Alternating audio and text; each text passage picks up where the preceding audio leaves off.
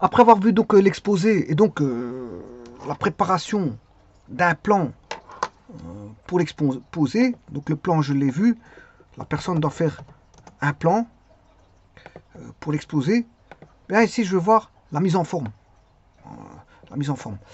Alors il faut préparer tout ça, hein. Ça demande de la préparation de tout, de tout. Voilà. Ne fût-ce que déjà de la mise en forme. Alors la mise en forme, je vais en discuter dans un petit moment, mais sachez que il faut toujours voilà, être entouré d'un modérateur quand un orateur doit voilà, participer à une conférence, voire un débat, voire comment est-ce qu'on appelle ça, un exposé. Bien, c'est toujours bon d'avoir une telle personne qui doit rester bien sûr discrète. Je vous rappelle que je suis en train de voir la communication orale saine, donc lui, il doit rester poli, le modérateur, parce que l'exposé doit rester dans les conditions, voilà, bon enfant, et donc le modérateur doit lui-même participer, je veux dire, à cette entrefaite, c'est-à-dire que la, la, euh, toute la, tout l'exposé se passe de manière bon enfant, notamment s'il y a une intervention du modérateur. Le modérateur, son but, ben, voilà, c'est d'intervenir peut-être au départ, voire à la fin. Voilà, le modérateur peut, je veux dire, voilà, présenter les choses avant que l'orateur de l'exposé puisse intervenir. Le modérateur peut donner, je veux dire, quelques consignes avant de commencer quoi que ce soit. Et en finalité, il pourra aussi, je veux dire, émettre le mot de la fin et je veux dire, terminer sur base de questions, tout en régulant, je veux dire, ce qui s'y passe dans la salle euh, ou de l'assistance. Il doit réguler tout en restant poli. S'il y a des questions qui sont voilà, attribuées par le public à l'orateur, ben, celui-ci doit veiller à la bonne marche euh, du début à la fin de l'exposé. Voilà. Alors, il peut parfois aider pour certaines choses. S'il manque quelque chose, le modérateur peut aller vite courir chercher. Voilà, si un petit problème technique qu'il est capable de résoudre, bah, il ne va pas renvoyer l'orateur qui doit faire son exposé le faire. Bon, parce qu'il faut un petit peu laisser l'énergie de l'orateur euh, euh, pour, voilà, pour pouvoir entrer et attaquer au mieux son exposé. Donc s'il y a des petites choses à régler, bon, modérateur, s'il y a des petites choses qu'il peut faire, bah, il pourra le faire, hein. Voilà, on va dire ça comme ça. Donc il faut toujours un modérateur. Et alors le modérateur doit rester une personne conviviale, voilà, honnête et doit pouvoir être, je veux dire, ouverte à toute personne, hein. Voilà, on ne demande pas à un modérateur qui, je veux dire, enfreint les lois du dialogue et qui vient couper à n'importe quel moment ou qui vient, je veux dire, ne pas vouloir faire parler certaines personnes qui ont peut-être quelque chose à dire d'intéressant, etc. Bon, un modérateur, c'est pas ça, c'est pas quelqu'un qui fait de, voilà, qui laisse parler certaines personnes avec la même propagande que, enfin, les mêmes idées que le modérateur, ça ne va pas non plus. Le modérateur, on doit avoir une certaine liberté, laisser parler, je veux dire, n'importe quelle personne, bien sûr, dans les temps impartis, bien sûr, et limiter le temps de parole de certaines personnes, surtout dans les questions. Voilà, et intervenir s'il y a quelque chose qui se passe mal. Voilà, et tout le monde sera juge et pourra juger de la situation qui est euh, voilà, reconnue comme étant malsaine. Et donc le modérateur, s'il entend des paroles malsaines, bon, que l'assistance ne veut pas entendre, ben, il pourra, je veux dire, modérer, entrer en action. Voilà, donc tout ça c'est pour vous dire il y a toujours besoin d'une personne qui est le modérateur. Voilà, pour, on va dire, euh, mettre un arrêt à certaines revendications, je veux dire, de l'assistance qui pourraient être, je veux dire, des revendications un petit peu, je veux dire,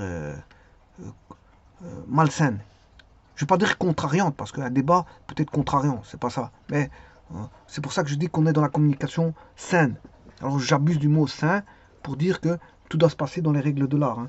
Il ne faut pas qu'il y ait quelqu'un qui sorte de l'assistance en insultant ou en provoquant ou en ayant des idées fixes ou des obsessions, voilà, à relater et je veux dire qui pourrait, on va dire, choquer l'assistance, le restant de l'assistance.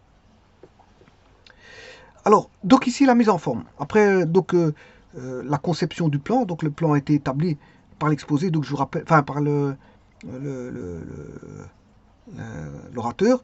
Je veux dire, il doit préparer les choses à l'avance, il doit faire un plan, comme j'ai vu, le plan je l'ai vu hein, dans une vidéo. Ensuite vient la mise en forme. Donc c'est la mise en forme, c'est-à-dire, on va dire, la rédaction, hein, toute la rédaction de son travail. Et c'est une phase, je veux dire, de passage, voilà, de la phase des idées vers la phase d'écriture. On passe ces idées, on les passe par, ces idées passent par l'écrit. Voilà. Mais attention, cette phase d'écriture n'est pas obligatoire, hein. Sauf s'il s'agit d'un rapport, on va dire, d'un compte rendu, voilà, d'une étude officielle, d'un sujet, voilà, et qu'il faille en garder des traces. Et c'est toujours bon d'avoir des traces. Alors maintenant, sachez une chose, certains enregistrent avec des enregistreurs, certains, bon, dans l'assistance, certains filment. Bon alors l'orateur pourra dire bon si on peut filmer ou pas. Et le modérateur pourra surveiller, je veux dire, s'il y en a un qui filme ou pas. C'est des moments où je veux dire, euh, euh, l'assiste. Le maître, c'est l'orateur. C'est lui qui est maître voilà, de la salle. Bon, il impose bon, ces petites règles voilà, qui sont à lui. Voilà, il peut imposer ces petites règles. Et le modérateur peut suivre les règles de l'orateur. Alors s'il dit pas de caméra extérieure. S'il ne demande pas de système d'enregistrement, ben, il faut pas, il est interdit de rentrer des systèmes d'enregistrement. Si maintenant, voilà, il n'y a pas de documents qui sont laissés à l'assistance, ben, il n'y aura pas de documents laissés à l'assistance. Si maintenant, quelqu'un va demander du PowerPoint, qui est, par exemple, l'orateur fait une présentation PowerPoint via voilà, un rétroprojecteur. Si un membre de l'assistance désire voilà, ce travail qui a été fait par l'orateur, voilà, sur PowerPoint, bah, il n'est pas obligé de lui donner parce que c'est le travail propre fait par l'orateur. Donc, c'est lui qui décidera de donner voilà, ce document PowerPoint ou pas. Mais généralement, les gens, quand ils font un PowerPoint, ils ne le donnent pas, hein. Allez demander à un conférencier le PowerPoint, il ne vous le donnera pas, hein. C'est son travail. Bon, voilà, c'est son gagne-pain, c'est son travail. Bon, il n'a pas. Il n'a pas. Voilà, c'est ce qu'on appelle aussi des droits d'auteur, hein. Une fois que vous faites un travail, vous êtes responsable, je veux dire, de votre propre travail. C'est votre. Voilà, vous avez passé du temps. Vous êtes. Voilà, c'est votre travail. C'est des droits d'auteur. Vous en êtes l'auteur de l'exposé, vous en êtes l'auteur voilà, de la rédaction, vous en êtes l'auteur, vous êtes responsable de beaucoup de choses. Dès le moment où vous êtes dans la création, ouais, voilà, vous émettez des idées, vous allez chercher des documentations, vous les mettez en ordre, etc. Vous exposez des choses, bon, etc., etc. Ben, je veux dire, vous êtes maître de votre propre destinée, de votre propre cheminement. Donc quelqu'un, si vous demande votre travail, il y a de fortes chances que l'orateur ne le donnera pas. Parce qu'en fait, il vous dira que c'est son travail. Maintenant, certains orateurs vont résumer leurs travaux par, comment on appelle ça, par PowerPoint, au travers peut-être, bon, euh, des documents qu'ils ont sortis qui laissent à l'assistance. Laissent à l'assistance. Pourquoi pas? Voilà. Bon, maintenant, on peut avoir des traces écrites, c'est ça que je veux dire, hein. Maintenant, s'ils vous permettent voilà, de, de, de pouvoir filmer, il vous dira dès le départ, on peut ou on peut pas. Alors si on peut pas, ben, ça sera interdit.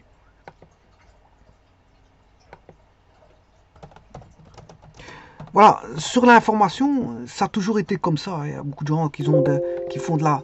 Je ne veux pas dire de la rétention d'informations, parce que la rétention d'informations existe, mais beaucoup de gens n'aiment pas qu'on leur prenne leur travail. Où ils ont pris énormément de temps à, voilà, à voilà, ils ont pris énormément de temps à l'établir. Donc ils ne veulent pas. Ils ne veulent pas, c'est comme ça, c'est comme ça. On a beau vouloir voilà, ne pas être d'accord, il y a des règles comme ça qui sont édictées. Et certains ne veulent pas que, je veux dire, on leur prenne leur travail. Bon, c'est comme ça. Il ne faut pas aller à l'encontre de ça. Mais il y a des orateurs comme ça. Vous leur demandez le PowerPoint, ils ne voudront pas.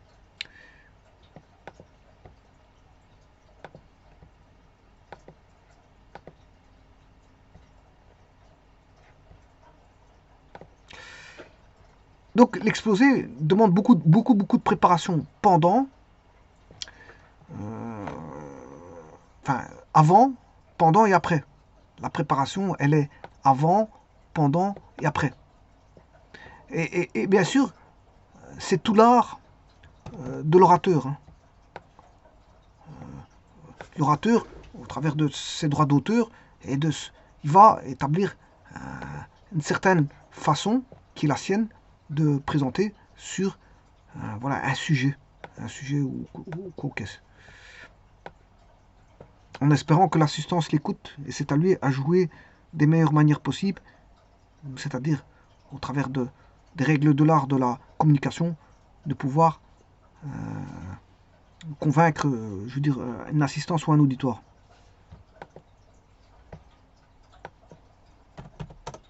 Bon, ça vous avez compris que c'est l'orateur,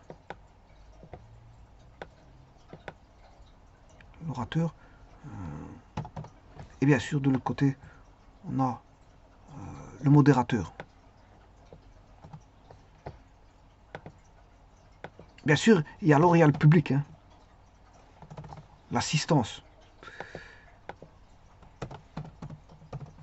Alors, avant toute chose, sachez que c'est aussi, parfois, bon, on fait ça dans le but des études, hein, faire un exposé, mais parfois, bon, c'est un travail rémunérateur.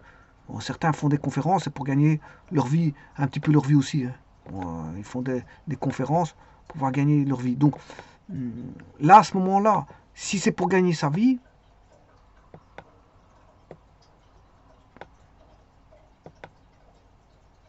il y a intérêt que l'assistance soit la plus grande possible. Bien sûr, par rapport aux capacités, je veux dire, du lieu d'accueil. Parce que maintenant, si les entrées sont à 40 € pour assister à un exposé, voire 50, voire 100 €, peu importe le prix d'entrée, je veux dire, si il remplit l'assistance, tant mieux. Mais s'il ne la remplit pas, il y a un problème.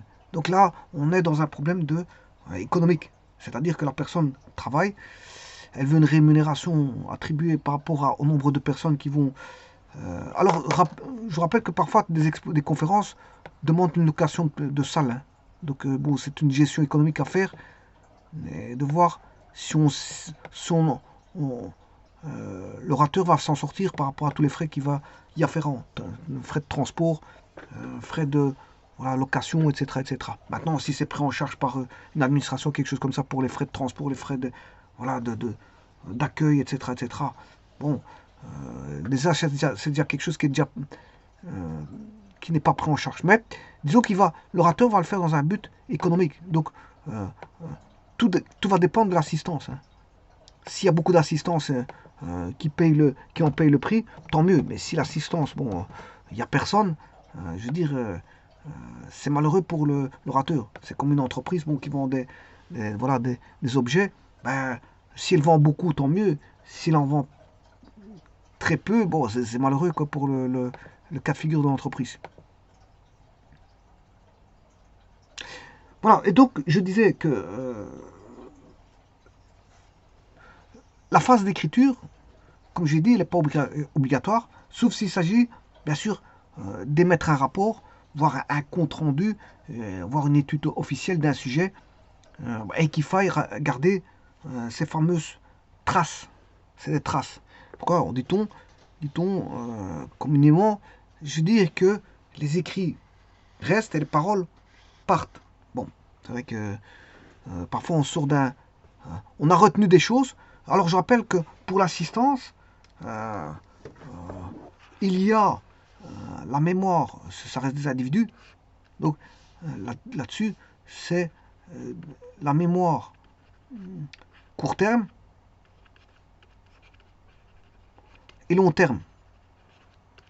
Quelles sont les informations qui vont être retenues par l'assistance à court terme et quels sont ceux qui sont à long terme. Alors, qu'est-ce qui va en rester de l'exposé? Ben, je veux dire, peut-être les gens vont en garder une trace peut-être de 20%, peut-être de 30%, peut-être de 40%, peut-être de 50%, mais jamais 100%, hein. Jamais 100%. Il n'y a pas quelqu'un qui... Ça, c'est quelqu'un qui s'est restitué tout le... Ben, c'est qu'il est très fort. Il a une mémoire d'éléphant. C'est possible, mais c'est rare. C'est pas attribué à tout le monde. Voilà. Mais disons que les gens s'y retiennent 20% de ce qui s'est dit, c'est déjà bien. Voilà, c'est ce qui est. Maintenant, s'il y a des traces, comme je l'ai dit, écrites, c'est encore mieux. S'il y a des traces écrites, c'est encore mieux.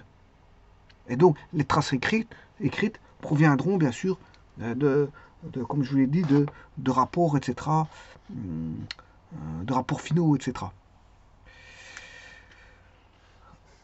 Alors, le problème, c'est que la pratique, et c'est la pratique qui a des... Bon, un orateur, il a quand même de la pratique au niveau de la communication, bien sûr. Eh bien, en pratique, bah, il peut voir l'orateur dans ces règles de l'art qu'il applique, ouais, que souvent le texte est entièrement écrit, euh, complètement écrit, ben, paralyse. Hein. Voilà. Le tout, c'est que l'orateur ne devienne pas, on va dire, un prisonnier de son texte.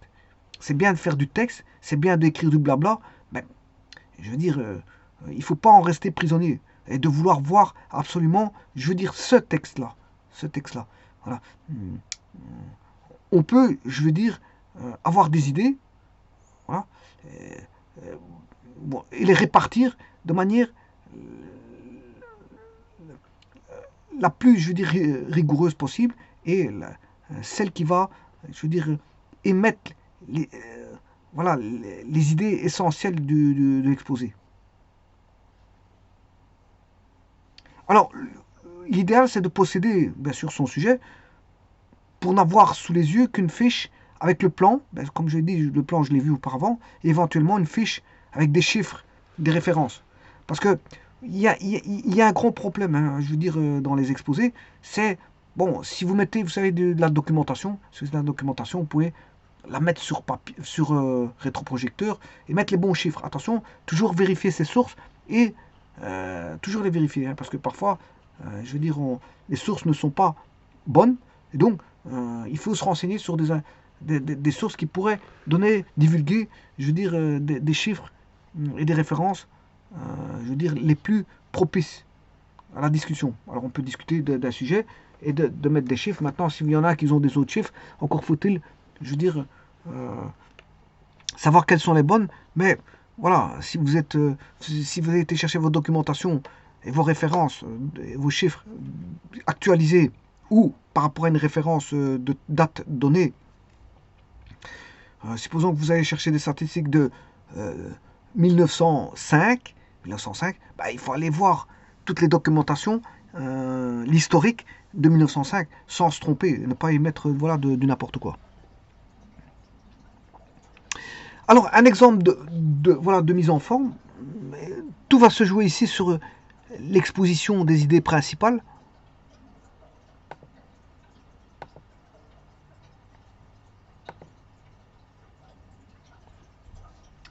Et il faut étaler ça. Bon, le tout, c'est d'avoir des fiches. Hein. Le conférencier a des fiches. Donc, bien sûr, on partira par rapport... Généralement, on peut entamer un exposé par, je veux dire, de l'humour. On commence pas forcément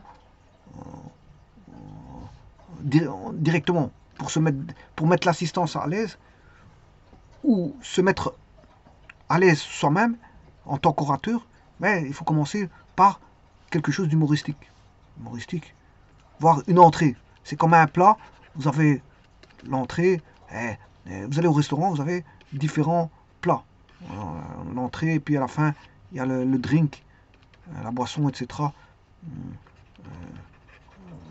Il y a le menu, etc. etc. Bon.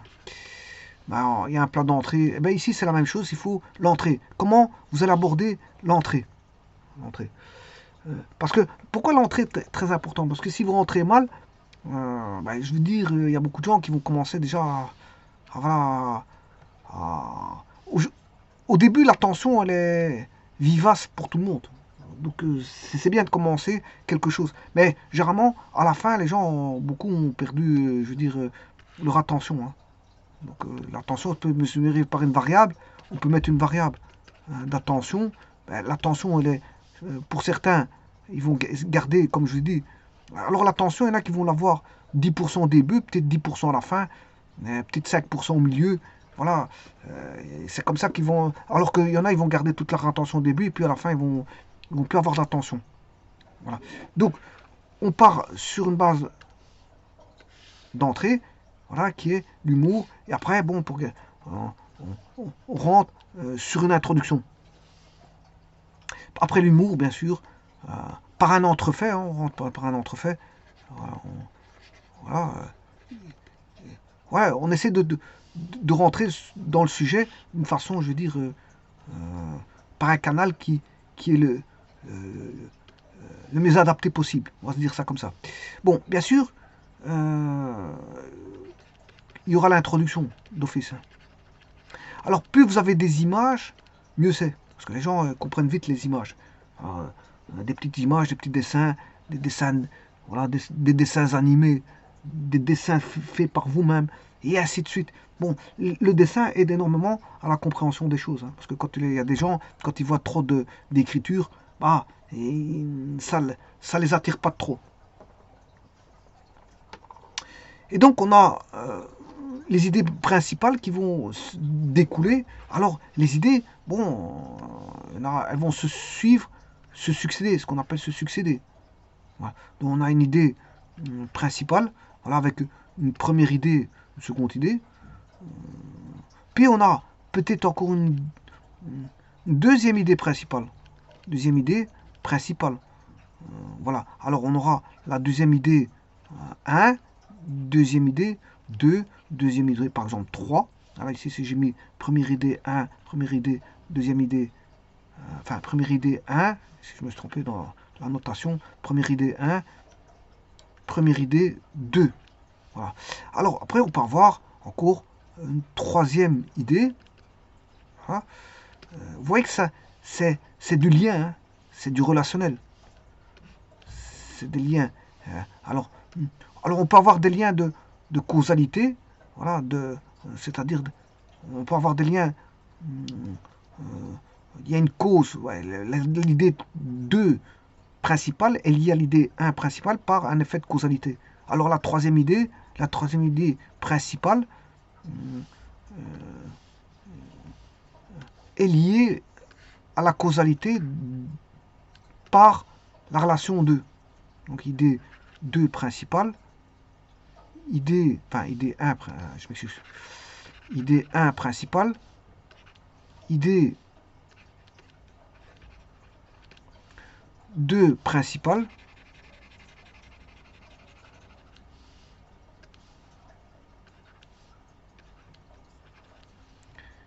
idée 3 principale, et ainsi de suite.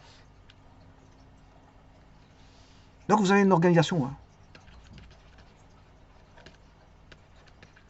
Alors on aura 3-1, 3-2, 3-3, 3-4, ça dépend des points qu'on a dans cette section des idées, on va dire, secondaires. Dans les idées principales, on a des idées secondaires. Voilà.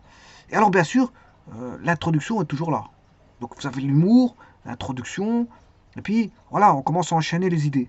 Vous enchaînez les idées, les unes s'enchaînent et se suivent. Alors, on peut revenir à des idées. Hein. Bon, c'est comme ça, si certaines personnes n'avaient pas compris certaines idées ici, bon, le fait de revenir en arrière pourront comprendre un peu plus l'idée qui n'a pas été captée par certaines personnes en idée 2. Voilà, elle pourra être, je veux dire, mieux comprise.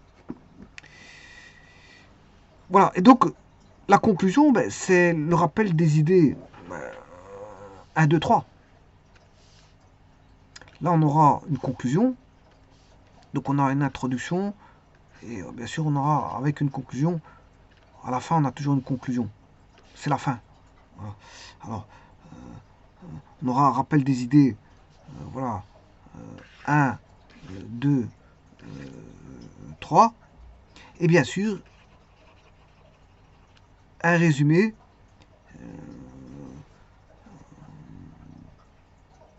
et le passage. Et à ce moment-là, ce que les gens aiment bien, c'est voilà, l'orateur, bien sûr, ça se passe dans ce sens-là. C'est ex cathedra, ça se passe de façon ex cathedra, c'est-à-dire bon, Le maître parle, l'orateur parle, et il envoie les informations à l'assistance. Donc c'est le maître unidirectionnel. C'est le dialogue unidirectionnel. Maître à esclave. Maître à esclave. Donc le maître à esclave. Bon. Bien sûr, le dernier moment, ben, c'est justement ce que tout le monde attend. C'est, ben, pas tout le monde, mais certaines personnes attendent, parce qu'il y a des personnes qui n'aiment pas de parler en public, mais disons que c'est l'éventuel, parce que c'est pas toujours, hein, l'éventuelle ouverture sur une action à un débat. C'est une éventuelle action à un débat. Donc c'est-à-dire que là, à ce moment-là, un débat peut naître. C'est-à-dire que l'assistance peut poser des questions au maître qui va répondre. Et là, le dialogue, il ne devient plus maître-esclave. Il devient bidirectionnel. Il devient bidirectionnel. Voilà. Alors, bien sûr, certains points peuvent être oubliés. Pourquoi? Ça peut arriver. Hein, je veux dire, un point peut être oublié. Ben, là, à ce moment-là, si l'orateur s'en aperçoit à un moment donné, qu'est-ce qu'il va faire? Ben, il va revenir sur l'un ou l'autre point oublié. Parce que en manipulant les fiches, ben, s'il a mal manipulé les fiches, ou qu'une fiche est restée, je veux dire, déclassée, n'était pas dans l'ordre, et puis bon, elle était, je sais pas moi, sur les à côté, la fiche, et qui ne se sont pas aperçu tout de suite, mais vers la fin, il s'en rend compte, et c'était l'idée, par exemple, numéro 4 qui n'a pas développé, mais il pourra vite, je veux dire, faire le point sur une idée ou l'autre qu'il aurait oublié, ou mentionné, ou compléter des idées. Il peut compléter des idées. Hein. Il peut les compléter, voilà, et ainsi de suite. Alors, il va s'abreuver, en général, il peut s'abreuver de nombreux exemples, hein, tirés de faits réels, voilà, ou de faits fictifs, pourquoi pas, parce que c'est pas forcément voilà, du réel. Alors, l'introduction et la conclusion se présentent bien sûr dans un ordre logique pour le plan. Donc, l'introduction et la conclusion se présentent dans un ordre logique pour le plan. Mais ils peuvent être rédigés qu'après le contenu global. Hein. Après le contenu global, je dirais, pourront être rédigés. Alors, je vous ai dit que qu'est-ce qui reste à régler avant de commencer quoi que ce soit. Donc maintenant, vous avez tout. Hein. Vous avez toutes les documentations, tout, vous avez l'orateur. Bien sûr, c'est comme une élection. Avant une élection, quelqu'un qui est bureau, voilà, on va dire président de bureau, l'idéal, qu'est-ce qu'il doit faire? C'est de venir la veille pour voir si le matériel est présent, voilà, s'il est choisi comme étant un membre de bureau, enfin, comment est-ce qu'on appelle ça?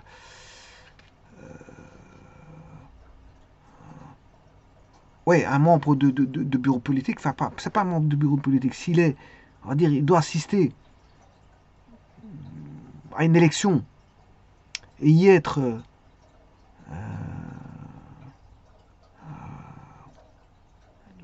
le président de bureau de vote, voilà, président de bureau de vote, s'il est nommé pour être président du bureau de vote, ben, la veille, qu'est-ce qu'il fera? Il fera, on va dire, une inspection des lieux.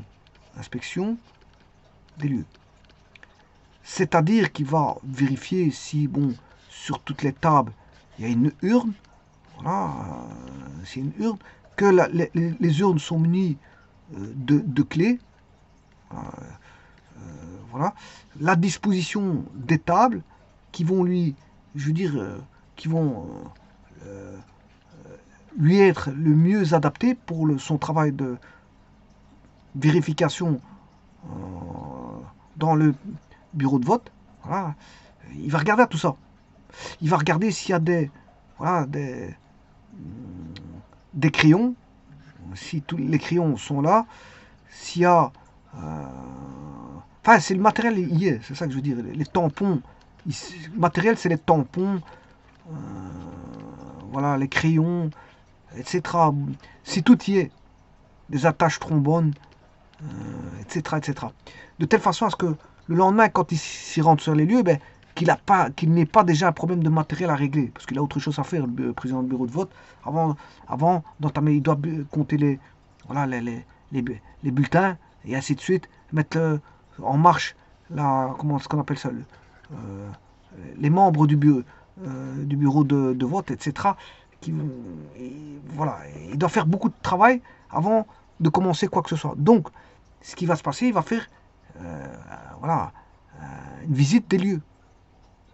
Une visite des lieux pour voir si tout cadre avec voilà, sa faculté de répondre à certaines problématiques qui est la problématique voilà, du vote, et notamment l'aspect matériel.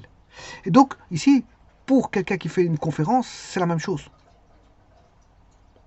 Quelqu'un qui fait une conférence, ben, la première des choses, c'est d'aller voir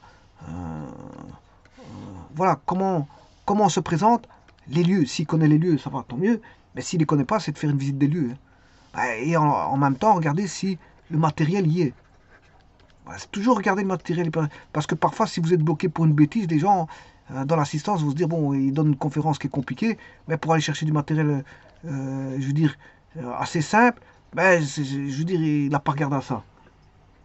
Donc, bien sûr, il doit tout contrôler. Hein. Parce que c'est un travail, tout comme au bureau de vote, les votes commencent à telle heure et terminent à telle heure. Bon, il faut que voilà, ça commence. Avant l'heure, il y a un travail du président du bureau de vote à régler beaucoup de choses, notamment les membres qui vont venir pour aider le président du bureau de vote, les assesseurs. Il doit venir à une certaine heure. Donc commence à une certaine heure le travail, et puis après, dans un laps de temps, il faut avoir compté les choses, prendre des certificats médicaux, et voir ceux qui sont présents ou absents, et voilà, et ainsi de suite. Il y a toute une panoplie de travail à faire avant d'ouvrir le bureau de vote. Une fois que le bureau de vote commence, mais il se termine à une certaine heure, et pas après. Donc il y a un laps de temps qui est donné pour le bureau de vote. Ici, c'est le même. Donc l'orateur, lui, ce qu'il voudra faire, ben, il devra regarder le minutage. Alors, il devra gérer, voilà, est-ce que par rapport à ses idées, voilà, s'il répartit toutes ses idées, voilà, supposons que celle-ci va prendre 20 minutes, celle-ci 10 minutes, celle-ci 30 minutes, voilà, celle-ci 10 minutes, et puis il ne faut pas oublier l'introduction et la conclusion. Hein. L'introduction et les conclusions, voilà, et puis s'il y a débat, voilà. Donc, il doit faire un calcul comme ceci, voilà, de la temporalité des événements qui vont s'y dérouler. Donc, il doit contrôler ce minutage. Là, il doit faire, voilà, voilà, un espèce de projet sur papier et indiquer, voilà, comment la temporalité comment ça va se passer. Puis, quand ça se passe, le jour où ça se passe, il doit voilà, vérifier, contrôler systématiquement ce minutage s'il est dans voilà, dans la bonne, on va dire la bonne, comment on appelle ça, le bon intervalle de temps par rapport aux idées à énoncer. Par exemple, si l'idée 4, supposons que les idées 3 sont ici, les idées principales 3 sont ici, il est en train d'exposer les idées 3 principales.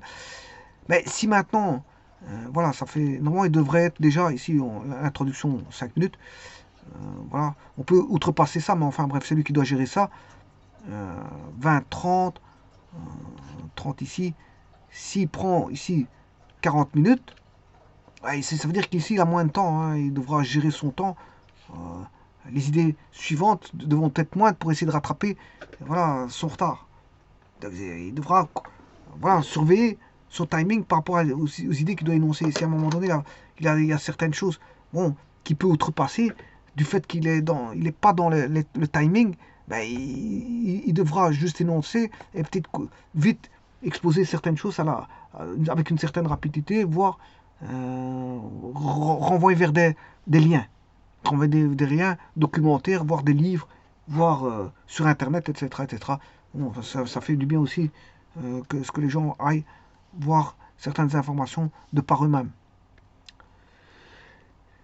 Donc, il faut régler ce problème-là de minutage, je rappelle, du timing.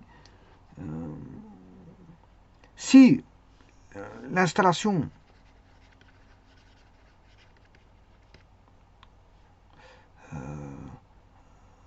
si l'installation est confortable, je ne veux pas dire la plus confortable, parce que bon est-ce que l'installation est confortable?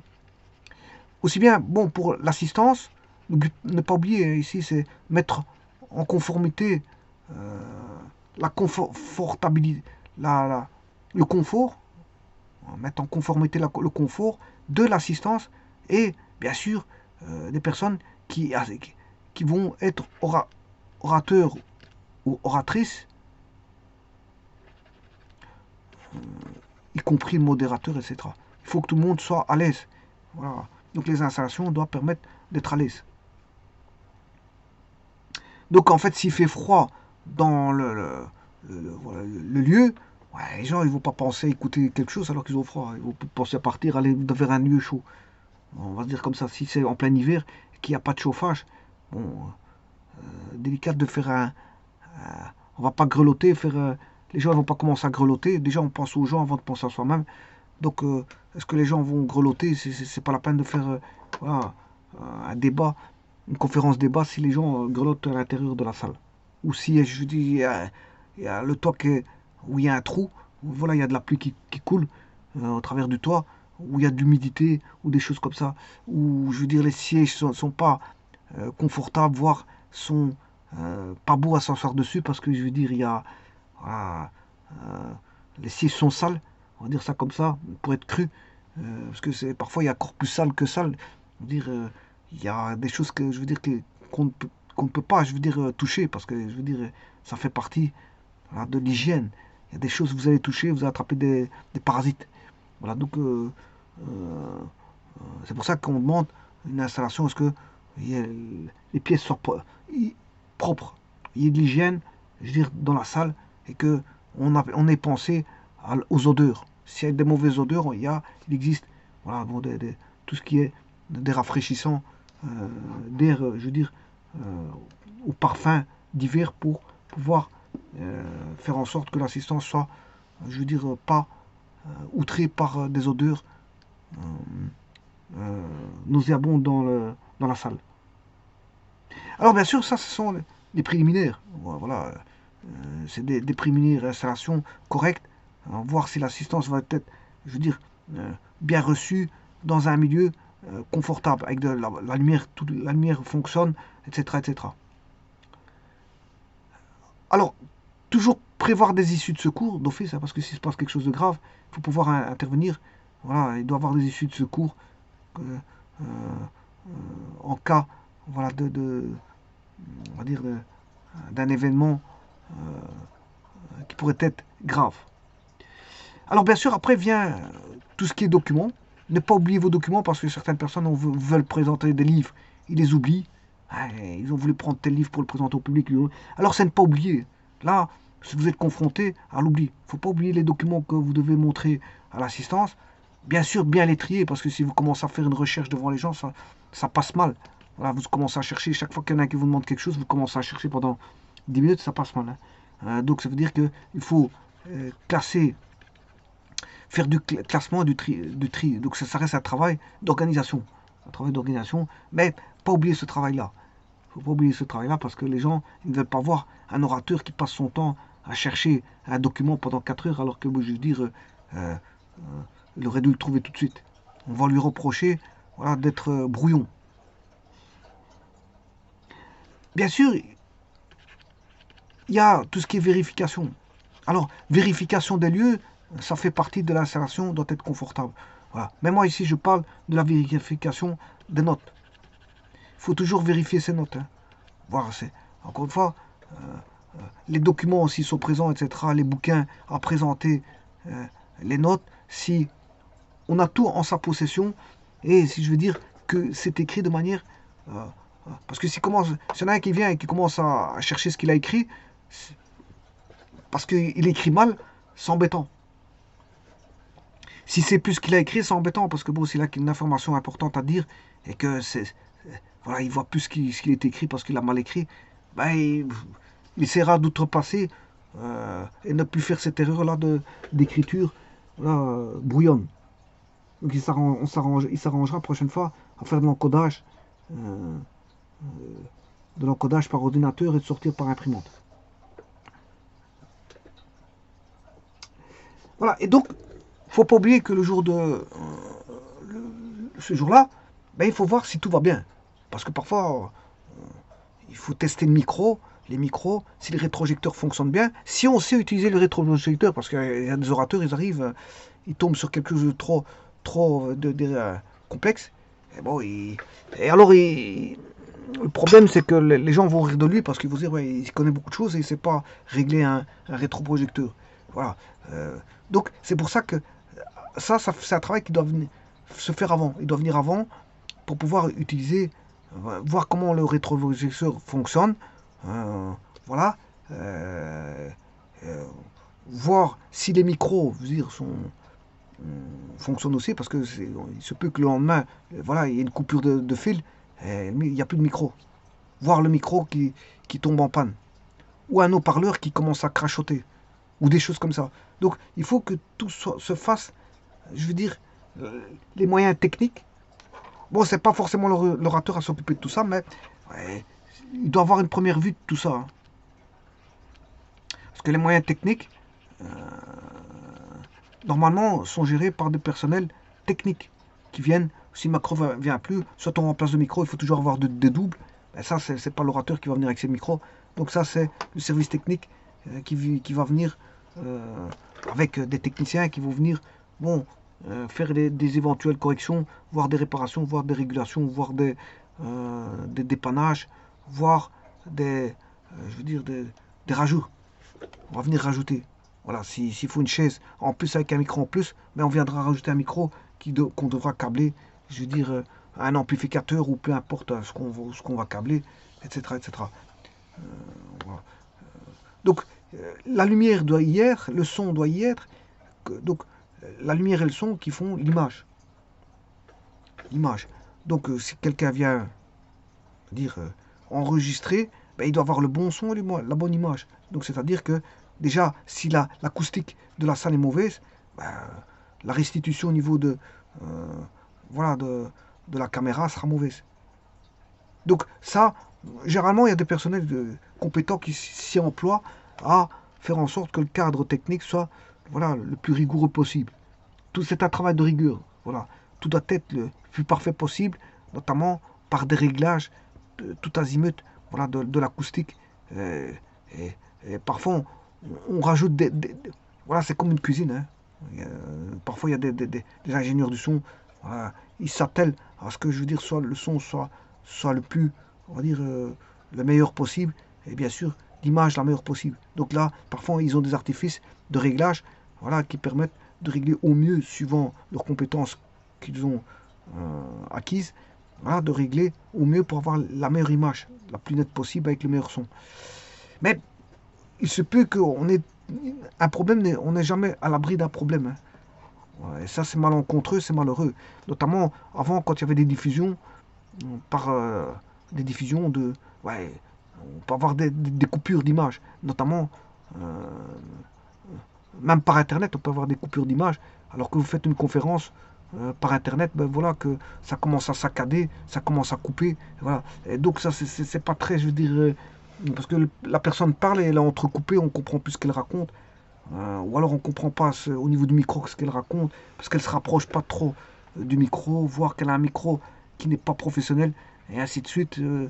Voilà, il y a mille et une raisons où on a une mauvaise exploitation qui peut être faite voilà, de la conférence du fait de problèmes techniques. Parce que le problème technique, qu'est-ce que c'est? C'est un parasite. C'est des parasites qui viennent contrecarrer, je veux dire, vos idées. Vous parlez, puis on n'entend plus rien à cause voilà, des parasites.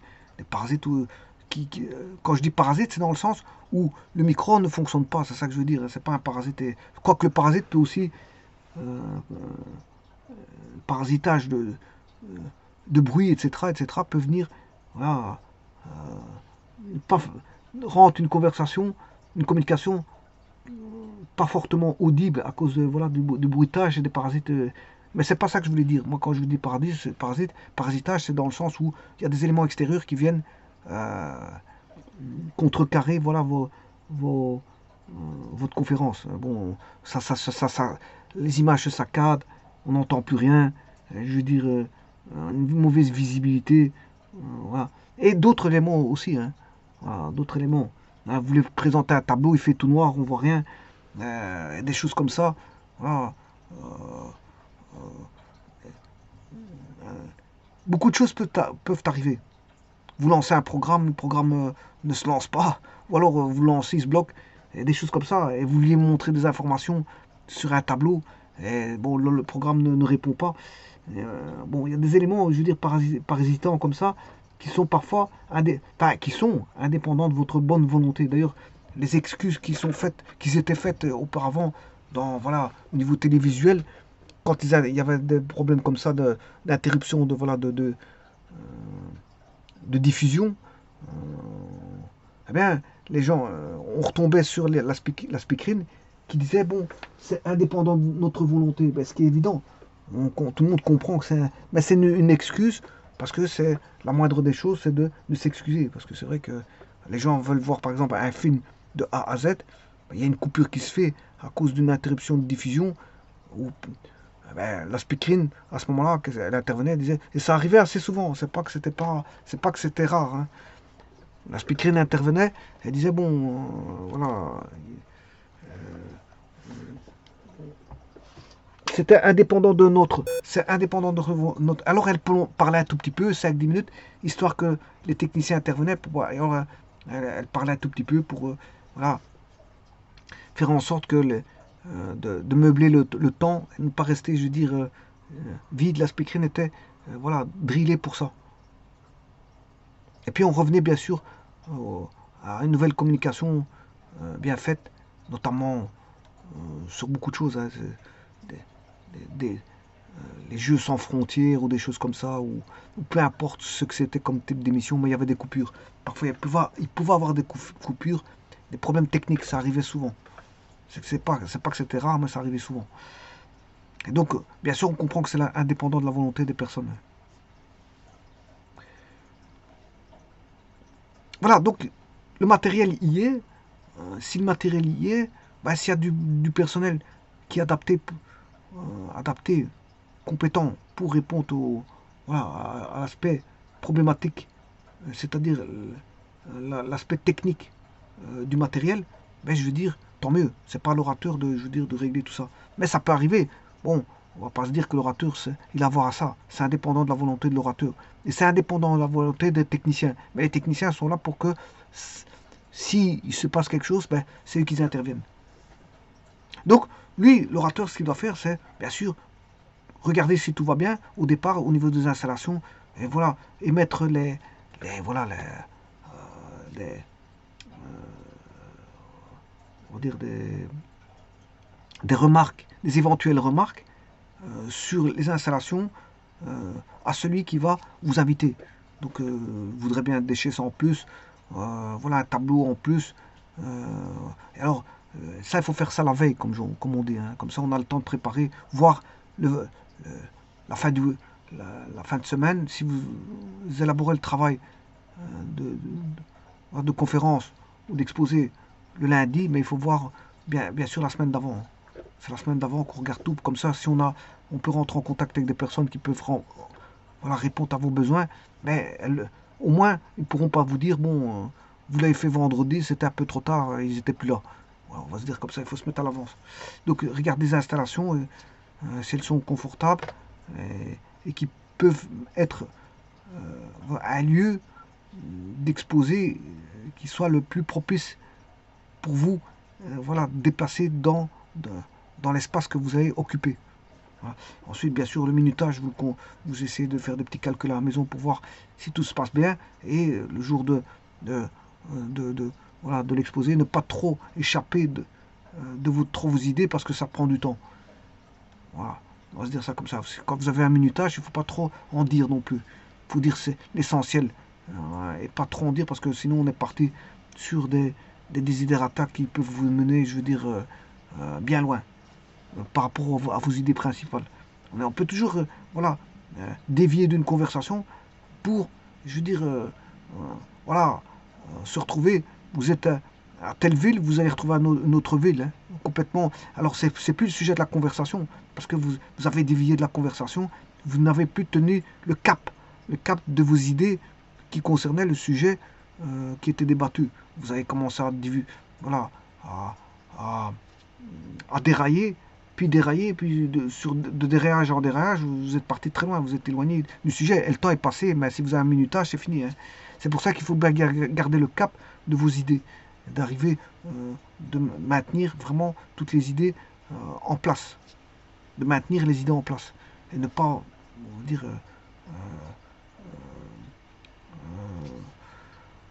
dire, se distraire par autre chose. Se laisser distraire par autre chose et partir vers une autre route. Donc il faut garder le cap, il ne faut pas, comme on dit, trop s'élargir. Alors la vérification des notes, ça vous pouvez le faire. Moi, une technique, si ce n'est pas du votre ressort, il y a un service technique pour ça. Les documents triés, classés, etc. Voilà, bien les mettre sur la table de façon à aller chercher le bon document au bon moment, bien trié pour que vous ayez cherché voilà, ce qu'il faut, les informations au bon moment. Le tout, c'est d'aller chercher, tirer les informations pour les divulguer, je veux dire, et aller les chercher sans trop de difficultés. Voilà, vous avez tout à portée de main, ou dans une valisette, ou voilà, exposé sur votre table, et il faut aller chercher juste ce qu'il faut. Voilà, maintenant, si vous savez cliquer au bon endroit pour aller remettre des pages, voilà, si c'est sur base d'un ordinateur, on peut cliquer, voilà, vite fait, bien fait, voilà, pour aller chercher des informations. Maintenant, on peut avoir aussi un GSM, un iPhone, et alors aller chercher des informations sur Internet. Mais le problème là, c'est Internet se coupe. Là, c'est un problème technique. Là, à ce moment-là, vous ne saurez plus rentrer dans les données pour divulguer certaines informations. C'est embêtant. Il faut toujours prendre en compte que si vous avez une panne Internet, il faut pouvoir intervenir de manière manuelle. Donc, c'est-à-dire aller chercher des informations que vous avez sur la table. C'est toujours bon d'avoir des informations classées sur la table, au cas où si Internet vous ne trouvez pas, ben, vous avez toujours en direct voilà, un classement qui est devant vous, vous prenez les informations, vous les divulguez.